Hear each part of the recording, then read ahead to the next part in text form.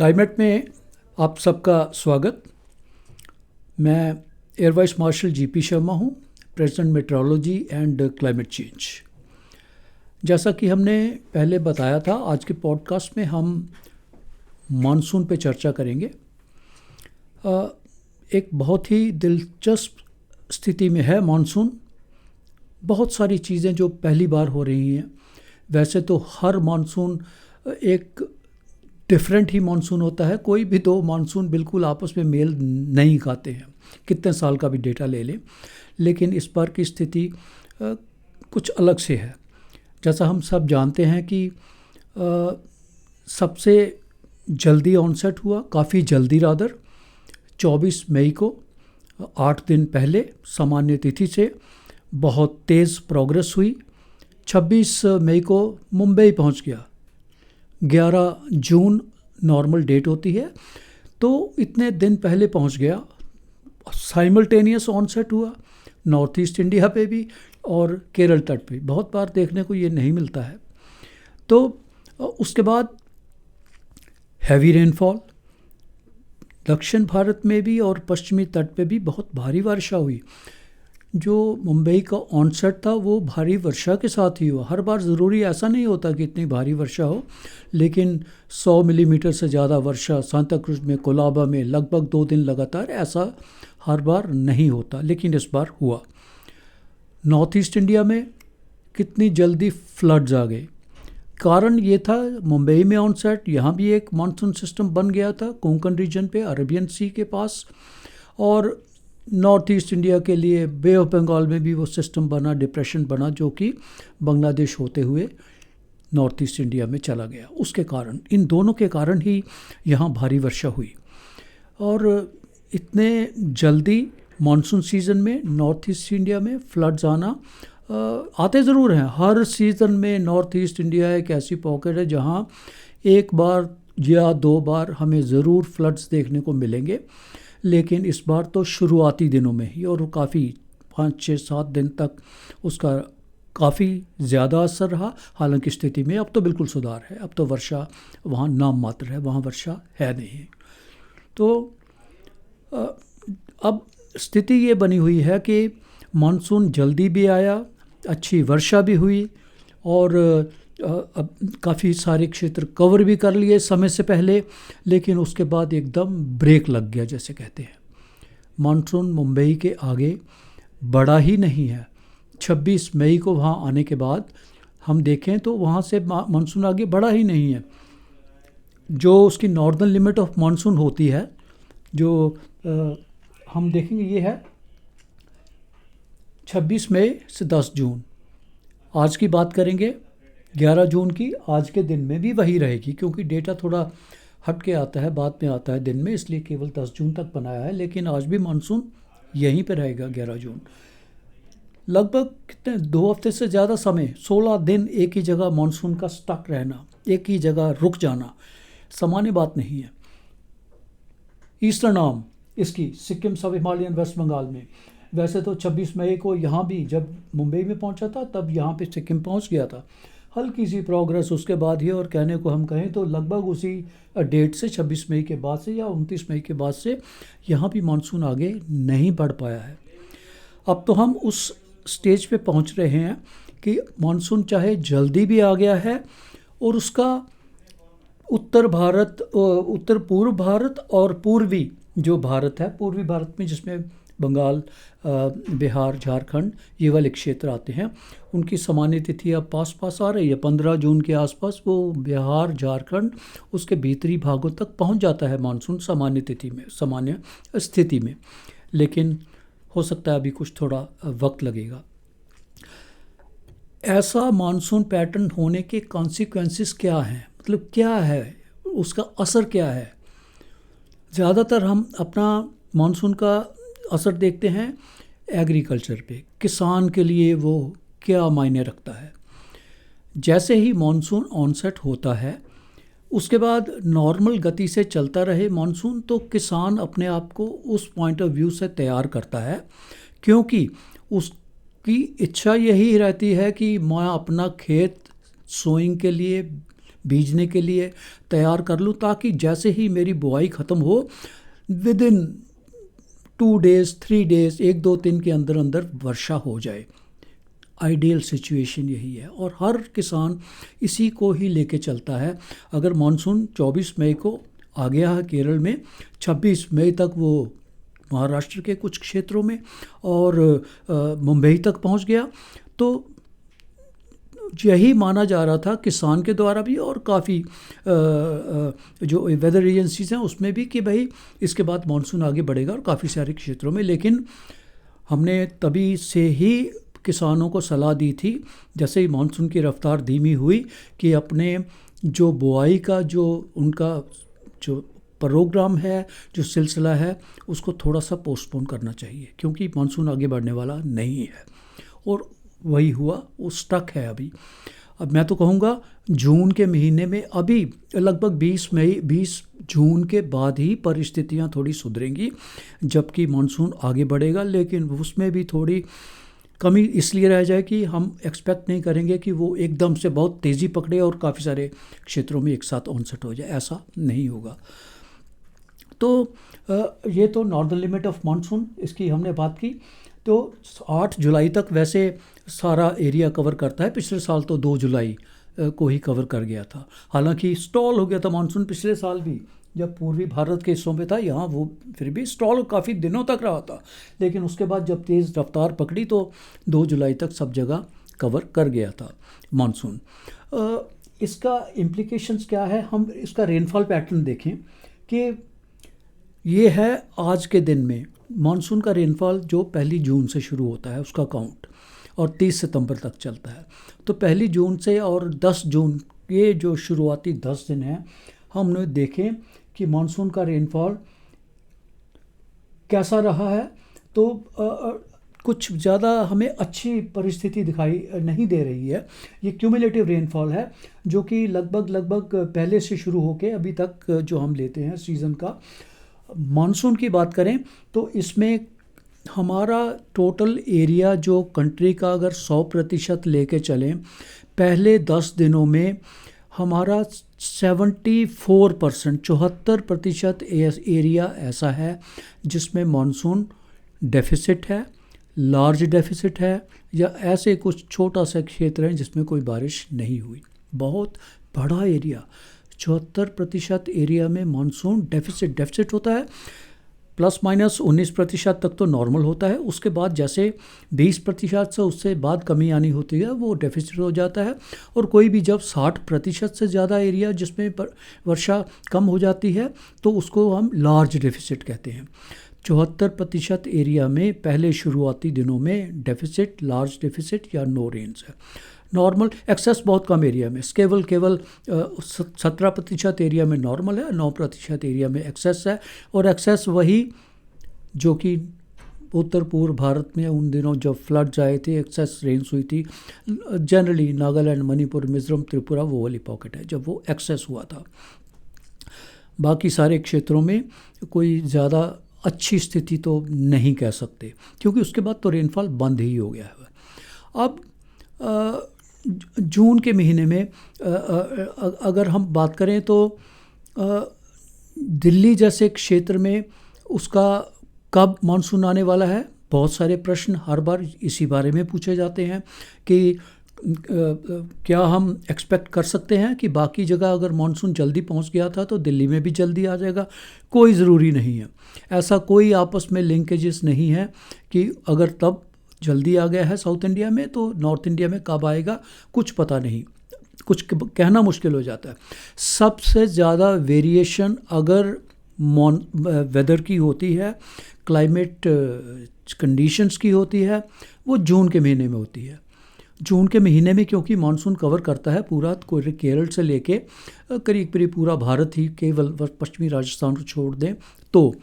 आज के दिन में भी हम अगर बात करें तो सीवियर हीट वेव चल रही है पश्चिमी राजस्थान में, उससे सटे क्षेत्रों में तापमान 47 डिग्री से भी ज़्यादा कल की बात करें तो बठिंडा में 47 से ज़्यादा था, उससे पिछले 2 दिन की बात करें तो श्री गंगानगर में 47 से ज़्यादा था, उससे पहले की बात करें तो जो बॉर्डर एरियाज़ हैं बाड़मेर, जैसलमेर, फलौदी, बीकानेर, इन क्षेत्रों में तापमान ज़्यादा थे।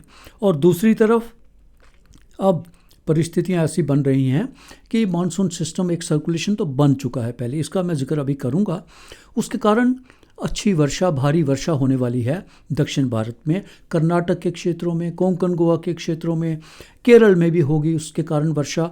तो एक जगह भारी वर्षा होगी और एक जगह सीवियर हीट वेव और हीट वेव चलेगी। ये है जून का महीना। विपरीत परिस्थितियाँ हमें देखने को मिलेंगी। हालांकि जून का महीना जो है सबसे कम रेनफॉल उसी महीने में होता है, 165 मिलीमीटर टोटल रेनफॉल है। लेकिन हम अध्ययन करें क्लोजली तो देखिए मानसून इतना जल्दी आया, अच्छा भी आया, लेकिन आज के दिन में इतनी सारी कमी काफ़ी सारे क्षेत्रों में। और अगर इसके बाद अगर भरपाई हो भी जाती है मानसून सिस्टम बनने के कारण, अंत में हम कहेंगे जून का महीना नॉर्मल रहा। लेकिन ऐसा नॉर्मल नुकसानदायक ज़्यादा है, फ़ायदा कम है। जब रेन चाहिए तब है नहीं, जब नहीं चाहिए होगी तो हो सकता है कई जगह बारिश आ जाएगी बहुत ज़्यादा, जो कि अभी होगा। कोंकण तट पे जो पूरा रत्नागिरी सिंधुदुर्ग का एरिया है और मुंबई में भी अच्छी वर्षा, भारी वर्षा होने वाली है। तो मानसून की चाल इस महीने में जून में थोड़ी डिफरेंट रही है। सामान्य स्थिति तो बिल्कुल नहीं है। जब हमें वर्षा की ज़रूरत है तो वर्षा नहीं हुई है। बिहार, झारखंड जैसे क्षेत्रों में, इन क्षेत्रों में 15 जून जैसे मैंने बोला तो मानसून आने वाला होता है, जनरली आ जाता है, पर यहाँ आने में मुझे लगता है थोड़ा वक्त लगेगा। हालांकि जो मानसून सर्कुलेशन बना है वो तो भीतरी हिस्सों में आ जाएगा, कल के दिन में और अंदर आ जाएगा। उसके कारण जैसे मैंने कहा कर्नाटक, कोंकण गोवा और इन क्षेत्रों में, मध्य महाराष्ट्र के कुछ क्षेत्रों में और केरल समेत इनमें अच्छी वर्षा ज़रूर होगी। लेकिन अभी जो ये पश्चिमी बंगाल के जो क्षेत्र बच गए हैं जिनमें अभी मानसून आना बाकी है, और बिहार, झारखंड में, उनमें अभी थोड़ा वक्त लगेगा। हालांकि एक और सिस्टम बन रहा है, 14 तारीख को एक और सर्कुलेशन बनेगा, इसी जगह पे बनेगा और वो आगे मूव करेगा भीतरी भागों में। उसके कारण मानसून में और आगे उसकी लिमिट बढ़ेगी और उसी चैप्टर में ही ये कवर होंगे ये वाले एरियाज। हालांकि देखिए हम मानसून आने के लिए किसी क्षेत्र में क्या कहते हैं, अलग अलग पैरामीटर्स होते हैं। हवा की दिशा बदल जानी चाहिए, गति बदल जानी चाहिए, ह्यूमिडिटी बढ़ जानी चाहिए, बादल भी होने चाहिए, गर्मी कम हो जानी चाहिए, तापमान कम गिर जाने चाहिए। लेकिन सबसे ज़्यादा विजिबल जो मैनिफेस्टेशन है, जब हम देख सकेंगे वर्षा है, जब तक वो नहीं होती तो हम मानने को तैयार नहीं होते कि मानसून आ गया है। हालांकि इसी दौरान पहली सर्कुलेशन ही जो मूव कर रही है, इसी दौरान इन सब क्षेत्रों में सब पैरामीटर चेंज हो जाएंगे, तापमान भी गिर जाएंगे, पूर्वैया विंड्स भी आ जाएंगी, पछुआ रिप्लेस हो जाएंगी, तापमान में गिरावट होगी। लेकिन शायद वो ना हो पाए जो हम वर्षा जो देखते हैं, तो पर्याप्त वर्षा नहीं होगी इन क्षेत्रों में, जिसके कारण हम कहते हैं कि मानसून आ गया है। लेकिन कुछ दिन का और समय लगेगा। कभी भी 17 तारीख के बाद से, तो 17, 18, 19, 20 की बात करें तो मैं कह रहा हूँ मानसून इन सभी क्षेत्रों में, बिहार, झारखंड, पश्चिमी बंगाल के बचे हुए क्षेत्र, छत्तीसगढ़, पूर्वी उत्तर प्रदेश तक, मध्य प्रदेश के काफ़ी सारे क्षेत्र ही उसमें कवर हो जाएंगे। तो मानसून जो है उसका फ्रेश पुश जो होगा 14 तारीख के बाद से काफ़ी सारा एरिया कवर कर लेगा। लेकिन सवाल वही कि दिल्ली में मानसून क्या समय पे आ पाएगा। सामान्य डेट 27 जून है। इस स्टेज पे कहना मुश्किल होगा, लेकिन जैसी परिस्थितियां बन रही हैं शायद समय के आसपास ही, बहुत ज़्यादा देरी ना होते हुए दिल्ली में भी मानसून समय पे आ जाएगा। 27 जून है। हालांकि पिछले महीने की बात करें तो पिछले साल की बात करें तो 28 जून को आया था। पिछले 3 साल की बात करें तो 26 जून, 30 जून, 28 जून उसके आसपास ही मानसून आया है। 2022 में 30 जून को, 23 में 26 जून को, पिछले साल 28 जून को इसके आसपास आया था। लेकिन वेरिएशन बहुत रहती है। 2021 की बात करें तो 13 जुलाई को आया था। तो इतना वेरिएशन है, कहाँ कब स्टक हो जाएगा थोड़ा कहना कई बार मुश्किल सा हो जाता है। लेकिन जैसी स्थितियां बन रही हैं मानसून लगभग समय के आसपास आ जाना चाहिए। लेकिन जैसे पिछले साल मैंने जिक्र किया कि 2 जुलाई को पूरा कंट्री उसने कवर कर लिया था समय से पहले। सामान्य तिथि 8 जुलाई है, एक हफ्ता पहले कवर किया। ऐसी परिस्थितियां इस बार बन पाएंगी नहीं, उसके बारे में कहना थोड़ा मुश्किल होगा। मानसून सबसे ज़्यादा समय लेता है और मुश्किलात में होता है जब वो एडवांस करता है कच्छ रीजन में और पश्चिमी राजस्थान में, उसके साथ साथ पंजाब के पश्चिमी क्षेत्रों में जो बॉर्डर एरियाज़ हैं, और जम्मू कश्मीर का जो ये वेस्टर्न हाफ है। सबसे मुश्किल मानसून इन जगहों पहुंचता है, क्योंकि मानसून पहुंचने के लिए या तो मानसून सिस्टम बनते हैं, वो ले जाते हैं, उसके कारण ही मानसून स्ट्रीम जो है अरब सागर वाली भी और बे ऑफ बंगाल वाली भी, जो वो मानसून सर्ज है, जैसे जैसे इंलैंड चलती है वो वीक होती जाती है। उसकी एनर्जी धीरे धीरे धीरे कम होके जब तक यहाँ पहुँचती है, नहीं एनर्जी नहीं रहती कि मानसून यहाँ तक पहुँच पाए। यहाँ मानसून पहुँचने के लिए उसके साथ साथ उसी वक्त कोइंसिडेंटल हो या कुछ भी हो, कि उसी वक्त अगर कोई पश्चिमी विक्षोभ, चाहे ट्रफ ही हो, पश्चिमी वेस्टर्न डिस्टर्बेंस हो, अगर वो आ जाता है, वही हेल्प करता है मानसून करंट को खींचने के लिए और इन क्षेत्रों तक पहुँचाने के लिए।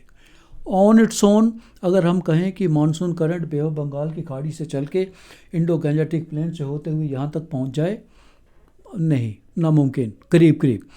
इसलिए उस वक्त ज़रूरी है कि कोई सिस्टम पश्चिमी अगर विक्षोभ सिस्टम बन जाता है, हाँ, क्योंकि एक सर्कुलेशन वैसे ही हीट लो रहता है यहाँ पे इस क्षेत्र में, राजस्थान क्षेत्र में, तो ये मल्टीपल फैक्टर हैं जो मानसून लाने के लिए जो लाते हैं, जो इन क्षेत्रों में जो प्रभावित करते हैं, वो यही वाले सिस्टम है कि अगर 2 सिस्टम इकट्ठे मिल जाएंगे तो मानसून हो सकता है इन क्षेत्रों में समय पर आ जाएगा। लेकिन इस वक्त उसके बारे में कुछ भी कमिट करना ठीक नहीं होगा, जल्दबाजी होगी।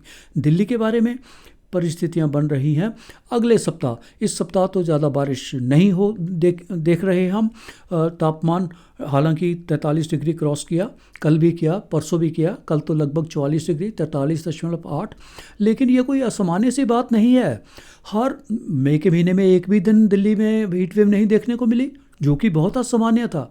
तो इतना अच्छा कंफर्टेबल समय देखने के बाद जैसे ही जून में अगर तापमान बढ़े हैं तो हमें लग रहा है कि ये बहुत असामान्य सी स्थिति है, जो कि नहीं है। पिछले साल ही तापमान 45 डिग्री भी क्रॉस किया था, 17 जून को क्रॉस किया था दिल्ली में। इस बार तो ऐसी मैं परिस्थिति बनते देख ही नहीं रहा हूँ कि तापमान 45 डिग्री बनेगा। मुझे नहीं लगता। जितना कल हो गया ज़्यादा, उसके आसपास ही आज रहेगा तापमान, 43-44 के बीच बीच में, और उससे आगे अब बढ़ेगा नहीं। लेकिन कुछ क्षेत्रों में दिल्ली के आसपास तापमान क्योंकि 45 डिग्री तक है, तो हीट वेव कंडीशन कुछ बनी रहेंगी, लेकिन वो कितनी लंबी नहीं चलने वाली हैं। 2 दिन पहले से चली हैं और 2 दिन और ज़्यादा से ज़्यादा है। उसके बाद जैसे ही अगला हफ्ता शुरू होगा उसमें सुधार हो जाएगा, विंड्स चेंज हो जाएंगी, तापमान में गिरावट आएगी, और मिड वीक नेक्स्ट अगले सप्ताह के मध्य में, तो और उसी सप्ताह के मध्य में हो या 1-2 दिन और समय लेके चलें, अच्छी वर्षा हमें दिल्ली में देखने को ज़रूर मिलेगी। मानसून से पहले पहले प्री मानसून की एक्टिविटी, तो हम ऐसा नहीं कहें जैसे ही प्री वर्षा शुरू होगी दिल्ली में तो वो प्री मानसून आ जाएगा। हर जगह क्राइटेरिया ऐसा भी होता है कि मानसून आने से पहले ज़रूरी है कि कुछ प्री मानसून शावर्स आ जाएं, जो कि परिस्थितियाँ ऐसी अनुकूल बना दें कि जो मानसून के आने की अनाउंसमेंट हो सके। तो ऐसा ही दिल्ली के लिए भी होगा। समय पे आने के लिए उससे पहले प्री मानसून एक्टिविटी अगले हफ्ते ही शुरू हो जाएगी, ज़रूर होगी, अच्छी एक्टिविटी होगी, और उसके कारण समय से सब मानसून के पहुंचने की संभावना ज़रूर रहेगी। तो अभी हमने आज के एपिसोड में यही कि मानसून, हमने बताया कि मानसून कहाँ है, हम कहाँ पे हैं, और आगे आने वाले समय में हम क्या देख रहे हैं। मानसून अभी तक स्लो रहा, स्लगिश रहा, स्टॉल हो गया करीब करीब, लेकिन अभी परिस्थितियां बन रही हैं। एक सर्कुलेशन बन गया है, दूसरा और बनने वाला है, जो कि मानसून को आगे ले जाएगा। मुंबई से आगे भी बढ़ेगा, साउथ गुजरात तक भी जाएगा, और इस तरफ ये बिहार, झारखंड, छत्तीसगढ़, पश्चिमी जो पूर्वी उत्तर प्रदेश है और मध्य प्रदेश का भी जो पूर्वी भाग है, उनमें तो मानसून आगे बढ़ जाएगा। ये केवल हफ्ते 10 दिन की बात है। काफ़ी सारे क्षेत्रों में हमें मानसून आगे जाता उसका मिलेगा, संकेत ज़रूर मिले हैं, और ऐसा होना चाहिए। उसके बाद उसकी चाल कैसे रहेगी, क्या होगा, वो हम अगले पॉडकास्ट में उसके बारे में हम डिस्कस करेंगे। और हम ये डिस्कस करेंगे कि मानसून को जो पैरामीटर प्रभावित करते हैं, हम आए दिन बात करते हैं एनसो की, एल नीनो, ला नीना, एनसो न्यूट्रल, उसकी बात करते हैं, इंडियन ओशन डाइपोल जो कि प्रभावित करता है हमारे मानसून को, एमजीओ की बात करते हैं। हम हर सप्ताह अपनी वेबसाइट पे और दूसरे माध्यम से भी इसके बारे में हर इसकी जानकारी देते रहते हैं, हर वीक अपडेट देते हैं। तो एक बार जब समय अगर अगले सप्ताह में मिलेगा तो उस पॉडकास्ट में हम उन विषयों पे ज़्यादा चर्चा करेंगे और बताएंगे उनका क्या रोल है और वहाँ क्या स्थिति है और आगे क्या होने वाला है, उनका कंट्रीब्यूशन क्या रहेगा। इसके साथ साथ बस इस आज के पॉडकास्ट में इतना ही। जैसा हम हर बार कहते हैं कि हमारा पॉडकास्ट हमारे वेबसाइट पे यूट्यूब के साथ साथ जियो सावन, स्पॉटिफाई, एप्पल पॉडकास्ट, इन प्लेटफॉर्म्स पे भी अवेलेबल रहता है। आप अपने सुझाव इस बारे में, इस प्रोग्राम के बारे में, और आप क्या जानना चाहेंगे मानसून के बारे में या उसके विषय में और जो भी चर्चा होती है, जो और बातें हैं, तो हम अपने सुझाव ज़रूर भेजिए। कोशिश यही रहेगी कि हम उनको सबको अपने प्रोग्राम में इसमें इंक्लूड करें। आप सबका इस चर्चा में शामिल होने के लिए बहुत बहुत धन्यवाद, और एक बार अगले सप्ताह फिर मिलेंगे, मानसून पे चर्चा करेंगे।